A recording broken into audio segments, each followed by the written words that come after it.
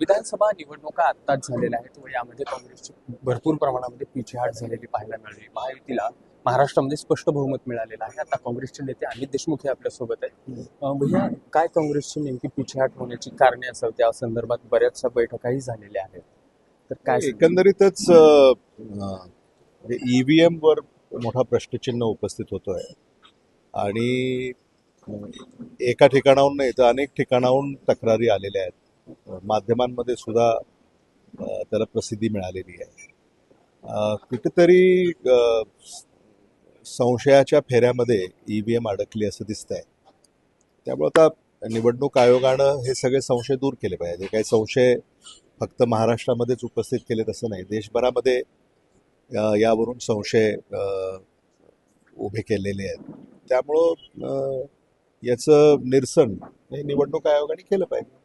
याचसोबत 2 तासाची निवडणूक आयोगाची आणि काँग्रेसची बैठकही झालेली आहे, तर त्यामधून काही निष्पन्न होईल असं वाटतं? नाही, काँग्रेस पक्षानं तर ही भूमिका घेतली आहे आणि अगदी प्रगत देश जे आहेत, म्हणजे अगदी युनायटेड स्टेट्स ऑफ अमेरिका, म्हणजे अलीकडेच तिथेही राष्ट्राध्यक्षपदाच्या निवडणुका झाल्या आणि तिथेही बॅलेट पेपरवरच झाल्या.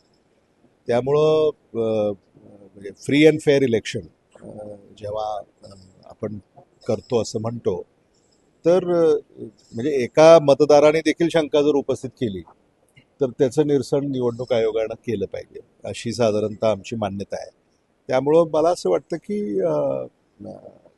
ईव्हीएमच्या संदर्भामध्ये बराच मोठा प्रश्न उपस्थित होतोय आणि आता याच्यामध्ये आणखी संशोधन करावं लागेल पक्षांना देखील. आणखी बारकावे याच्यातले पाहावे लागतील.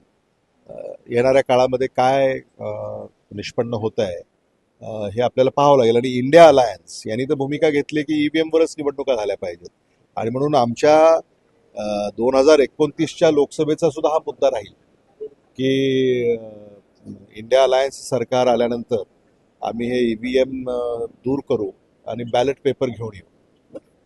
याचसोबत भैया, आता जिल्ह्यामध्ये एक प्रकार घडतो. निलंगा विधानसभा मतदार क्षेत्रामध्ये काँग्रेसचे सरचिटणीस अशोक पाटील निलंगेकर यांनी अभय साळुंकेंवरती 50 कोटीचा भरून नुकसानीचा दावा करणार असल्याचं सांगितलं.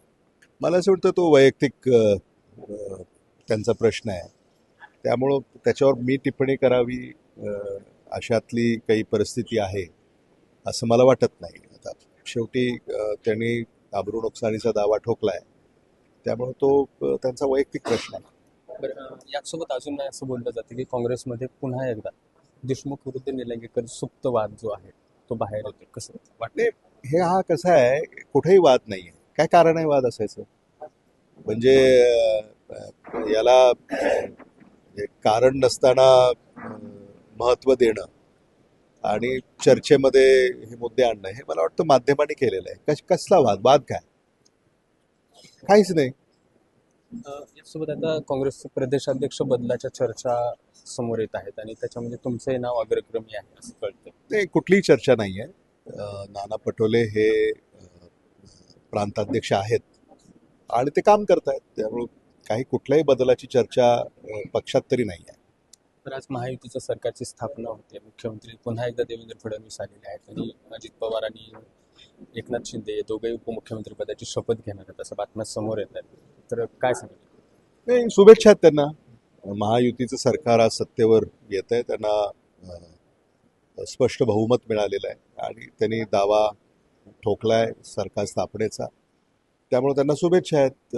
महाराष्ट्रातल्या जनतेच्या ज्या अपेक्षा आहेत त्याला त्यांनी खरं उतरावं अशा अपेक्षा आहेत. एक आमदार म्हणून त्या सरकारमधला तुमच्या काय अपेक्षा असतील त्या सरकार? पहिलाच दिवस, अजून शपथविधी झाला नाही. शपथविधी होऊ द्या, अधिवेशन भरवू द्या आणि त्यानंतर सामान्य माणसाची प्रश्न तिथं उपस्थित होतील. त्यावर सरकार काय न्याय देणार आहे हे कळेल आपल्याला. Rishikesh Holikar, Maharashtra times online, Latur.